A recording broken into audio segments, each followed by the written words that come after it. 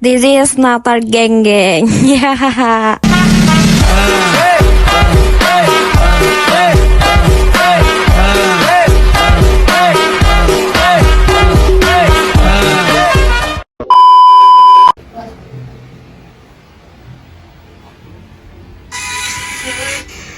Halo guys, aku bakal ngerekomendasiin skincare.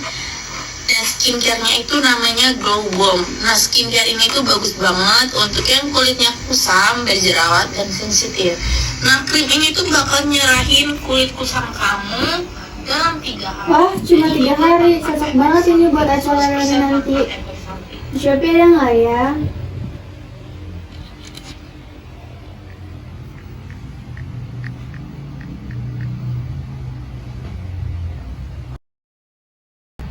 Aduh, kok malah makin parah, padahal iklannya bilang aman.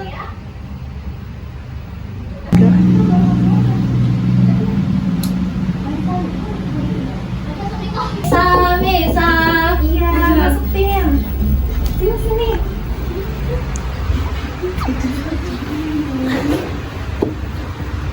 Kok muka aku makin parah ya, Pin? Aku udah bilang jangan beli skincare sembarangan. Coba kamu lihat dulu dia udah BPOM atau belum. Ya aku percaya aja, soalnya kan yang promosi influencer terkenal.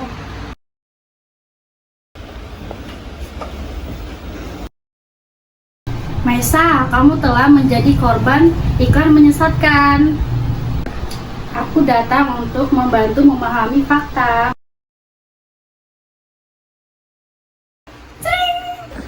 Kamu siapa? Aku peri kebenaran konsumen. Janji untuk memutihkan 3 hari tanpa bukti yang jelas. Ayo ikut Ibu Peri. Melihat bagaimana iklan dibuat. Nah nih, kamu harus bilang produk ini instan dalam 3 hari ya. Kalau mah ini pemutih biasa aja. Tapi kan ini nggak ada izin BPOM-nya. Tenang aja, yang penting viral dulu. Uang iklan gede loh. Oh iya deh. Ya. Mereka udah tahu produknya berbahaya tapi masih tetap promosi. Tuh dengerin. Ayo kita balik. Bisa, kita harus jadi konsumen yang cerdas. Cek label, kandungan, dan izin BPOM. Jangan termakan omongan iklan. Iya, iklan yang menyesatkan itu bisa dikenakan sanksi Undang-Undang Perlindungan Konsumen loh. Iklan yang baik harus jujur, tidak manipulatif, dan tidak memanfaatkan ketakutan dari konsumen. Aku kapok tertipu iklan. Aku sadar mulai sekarang aku akan jujur akan memasarkan produk. Dan aku akan lebih selektif lagi dalam menerima endorsement. Ingat, jadi konsumen cerdas itu penting. Periksa, teliti, baru beli. Jangan biarkan iklan itu mengelabui kalian. Nah, itu adalah salah satu contoh iklan yang menyesatkan. Aku akan menjelaskan. Iklan yang melabui adalah bentuk penyimpangan informasi yang tampak benar, tapi sebenarnya menyesatkan, tidak logis, dan tidak berdasarkan. Iklan semacam ini sering ditemukan di media massa dan televisi dengan tujuan mempengaruhi keputusan konsumen secara tidak jujur. Terdapat 4 jenis utama klaim iklan yang melabui, yaitu yang pertama ada klaim objektif, yaitu pernyataan yang menyampaikan informasi tentang karakteristik produk dan dapat membuktikan kebenaran secara ilmiah atau melalui pengujian standar. Contohnya, produk air kemasan yang menyatakan berasal dari air mata pegunungan, padahal sebenarnya menggunakan air pump sebagai bahan baku. Yang kedua, klaim subjektif, yaitu pernyataan berdasarkan pendapat atau persepsi yang tidak bisa dibuktikan secara objektif karena sangat tergantung pada penilaian pribadi. Contohnya, iklan susu atau minuman yang mengklaim dapat membangkitkan gairah belajar atau meningkatkan prestasi kerja. Yang ketiga, klaim 2 arti, yaitu pernyataan yang bisa ditafsirkan dalam 2 arti sebagai benar tetapi juga menyesatkan. Contohnya, iklan yang mengatakan telur tidak berbahaya dan sumber gizi yang baik. Padahal bagi penderita kolesterol tinggi atau penyakit jantung, konsumsi telur bisa berbahaya. Dan yang keempat, yang terakhir, klaim tidak rasional, yaitu pernyataan yang tidak masuk akal, tidak logis, dan tidak didukung bukti ilmiah.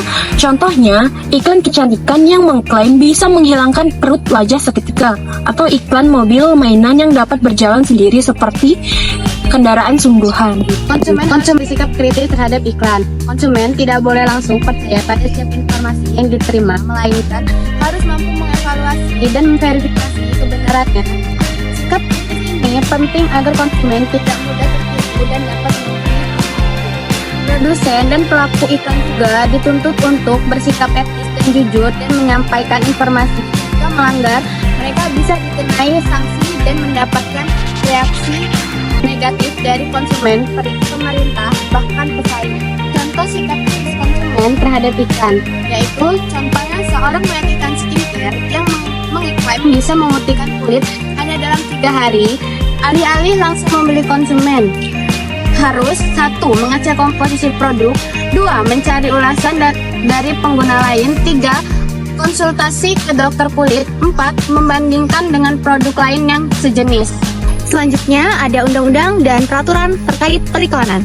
Yang pertama ada UU Nomor 8 Tahun 1999 tentang Perlindungan Konsumen, UU Nomor 40 Tahun 1999 tentang Pers, UU Nomor 24 Tahun 1997 tentang Penyiaran, UU Nomor 7 Tahun 1996 tentang Pangan, PP Nomor 69 Tahun 1999 tentang Label dan Iklan Pangan, PP Nomor 81 Tahun 1999 dan PP Nomor 38 Tahun 2000 tentang pengamanan rokok bagi kesehatan. Selanjutnya ada beberapa pasal UU Nomor 8 Tahun 1999 tentang perlindungan konsumen terkait peraturan iklan. Contohnya pasal 9. Pelaku usaha dilarang menawarkan, mempromosikan, mengiklankan barang atau jasa secara tidak benar. Selain undang-undang dan peraturan yang mengatur periklanan, juga terdapat tata krama dan tata cara periklanan Indonesia, yaitu Kode Etik Profesional dan Kode Etik Bisnis yang diakui dan diterapkan bersama oleh para asosiasi dalam industri periklanan nasional, beserta segenap anggotanya. Beberapa pasal yang tercantum dalam tata krama dan tata cara periklanan Indonesia yaitu sebagai berikut. Di tata krama sendiri itu ada isi iklan, ragam iklan, wahana iklan, dan pameran iklan. Baik, di tata krama sendiri itu terdapat isi iklan. Nah, di isi iklan sendiri itu ada hak cipta. Yang kedua itu ada bahasa. Di bahasa sendiri itu yaitu sistem komunikasi yang terstruktur yang digunakan oleh manusia untuk menyampaikan pikiran, perasaan, gagasan, dan informasi. Ketiga itu ada tanda asteris, yaitu adalah simbol tipografi yang berbentuk seperti bintang kecil. Materi selanjutnya yaitu iklan-iklan yang melanggar peraturan dan etika. Iklan tidak boleh melanggar norma sosial, etika, dan moral yang berlaku. Tujuan utama iklan adalah menyampaikan informasi produk secara jujur, bukan penipuan atau membingungkan konsumen. Selanjutnya iklan yang menyesatkan. Iklan yang memberikan klaim berlebihan, tidak sesuai fakta atau membohongi konsumen seperti iklan yang sebelumnya yang ada di video. Konsumen berhak mendapatkan informasi yang benar dan jujur.